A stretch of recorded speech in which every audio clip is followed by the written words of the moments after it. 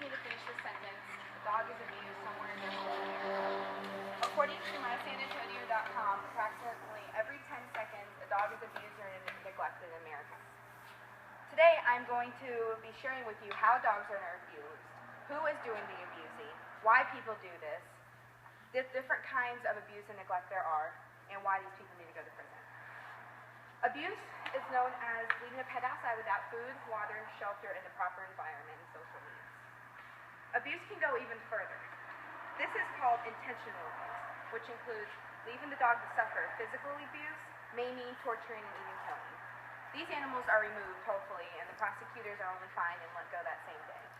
Animal neglect, according to ALDF.org, is a failure to provide basic care for the pet, such as food, water, shelter, and vet needs. Neglect, on the other hand, can be even worse. Neglect includes intentionally doing something to their pet without having them thrive.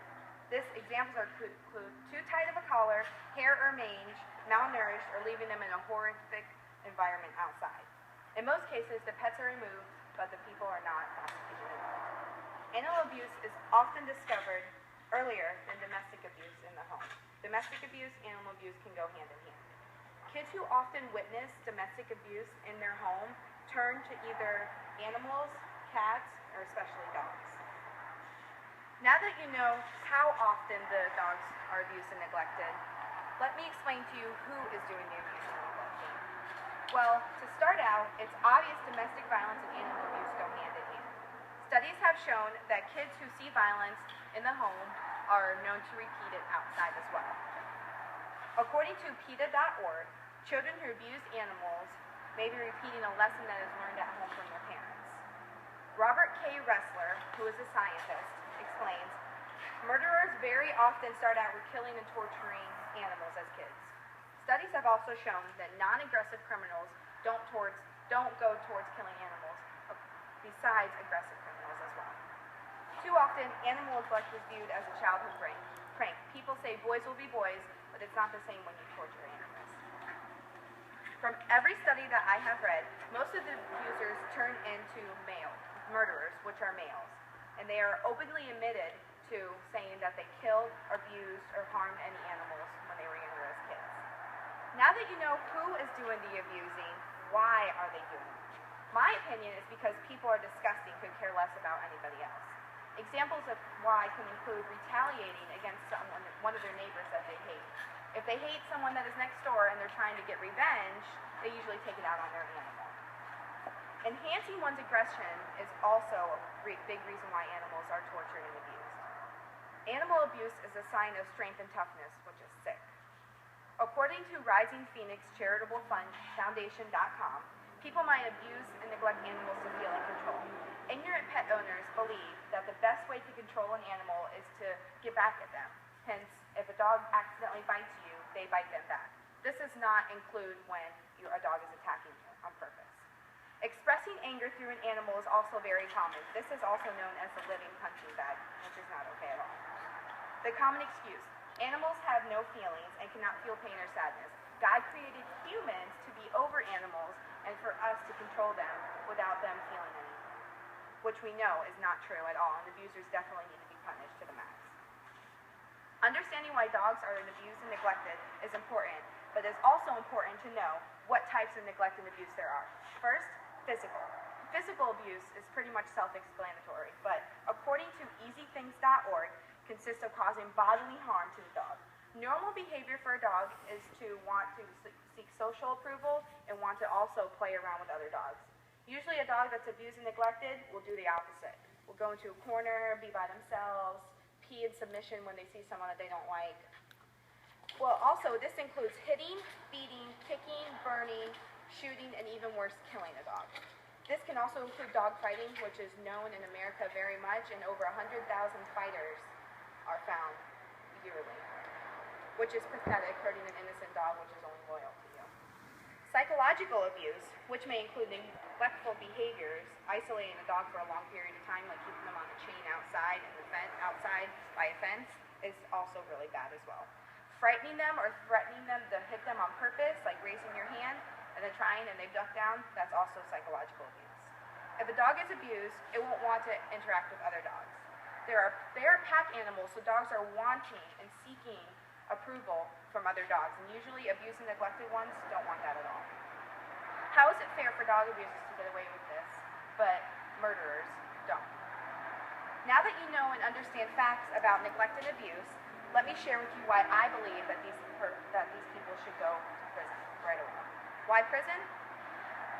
Abuse and animal neglect is no less than abusing a child or a human.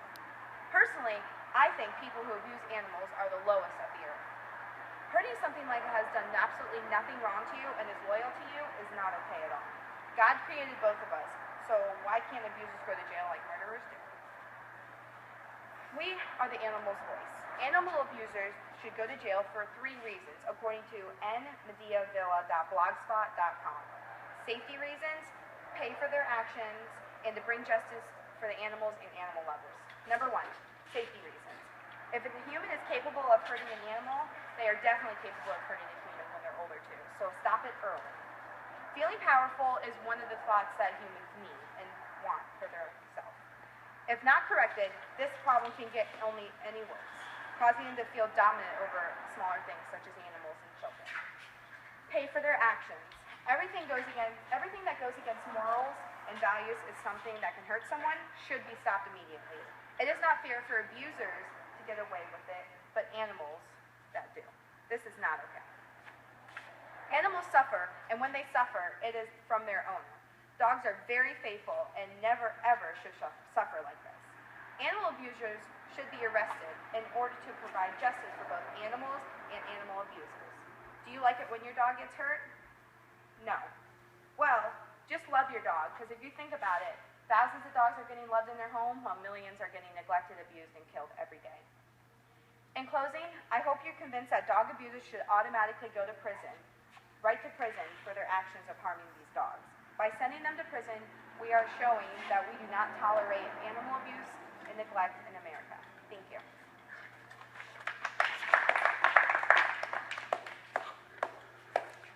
Okay. What do you think, Diesel? Diesel thought it was a good speech. All right, if I could have someone, a couple of you, say what you thought Danielle did well.